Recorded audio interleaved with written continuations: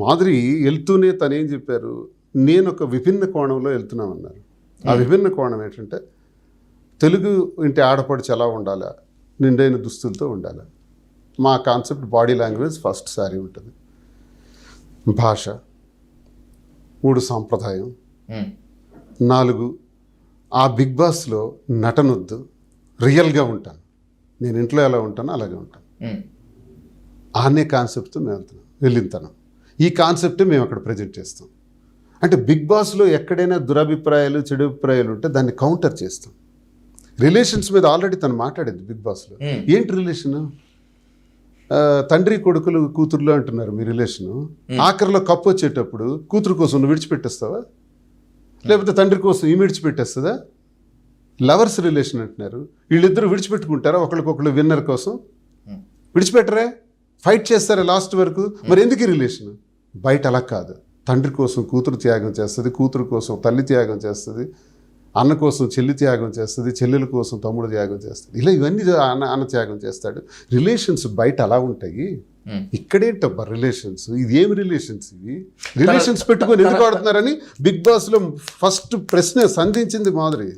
తన రేటింగ్స్ పెంచుకోవటం కోసం Bigg Boss show, Bigg Boss management ఎంతకైనా దిగజారుతారు అనేటువంటిది open talk and open comment.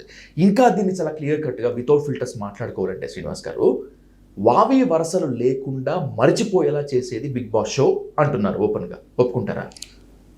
అదన్ని ఖండించడానికి ఇప్పుడు అందులోకి వెళ్ళాము. అదే ఖండిస్తున్నాం. అది జరుగుతుంది.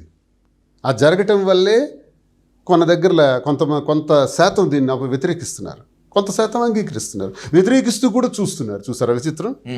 అవును, ఎన్ని మాటలు చెప్తున్నాం. సాయంత్రం 9:30కి ఈరోజు బిగ్ బాస్లో ఏం జరిగింది అనేది మొన్నను ఎంట్రీ జరిగేటప్పుడు 24 లక్షల మంది లైవ్లో చూస్తుంటే కోటాను కోట్ల మంది, అన్ని ఛానల్స్ అన్నీ కలిపి ముందు కొన్ని కోట్ల మంది వ్యూవర్షిప్ నడుస్తుంది. మరి ఇందులో విమర్శించే వాళ్ళు కూడా ఉన్నారు కదా. అసలు విమర్శించే వాళ్ళు ఎక్కువ చూస్తున్నారు కదా. అల్టిమేట్గా బిజినెస్లో ఏం కావాలి? రేటింగ్స్ కావాలి, వ్యూవర్షిప్ ఎక్కువ కావాలి. ఎవరైనా అందుకే బిజినెస్ చేస్తారు. వ్యూవర్షిప్ బాగుంది కాబట్టి చేస్తారు. ఎందుకు టీవీ ఆఫ్ చేయరు?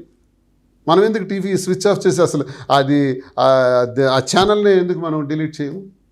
అవసరమైతే డబ్బులు వేసుకుని దాన్ని పాపప్ చేసుకుని ఆ ఛానల్ చూస్తున్నామే ఈ 3 నెలలు. మళ్ళీ నెక్స్ట్ సీజన్ వరకు 1000 కళ్ళతో ఎదురు చూస్తున్నామే.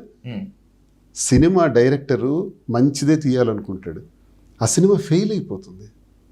రింగ పాట ఉంటేనే హిట్ అవుతుంది. మరి పాట పెట్టక తప్పట్లేదు, డైరెక్టర్కి పెడుతున్నాడు, చూస్తున్నాము, హిట్ చేస్తున్నాము. మంచి సంస్కారవంతమైన సినిమా అయితే ఫెయిల్ చేస్తున్నాము. ఏం చేస్తాం?